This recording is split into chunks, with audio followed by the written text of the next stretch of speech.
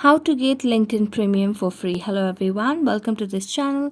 I'm Emily and I'm here to help you out today. So without any delay, let's get started. Now for this process, what you have to do is go for any browser that you have. Here I'm going for Google Chrome, and on the Google Chrome, you just have to search for the LinkedIn Premium. So just tap on the search bar and search for LinkedIn Premium, and it will give you this very first option. So just tap on that and it will land you to the home page that will look something like this.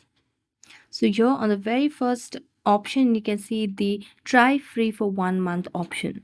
So as you tap on that, you'll be able to try the LinkedIn Premium for free for 1 month, and after certain days or weeks it will give you another notification if you want to retry the premium free option. So you'll be able to use the LinkedIn Premium for 2 months for free.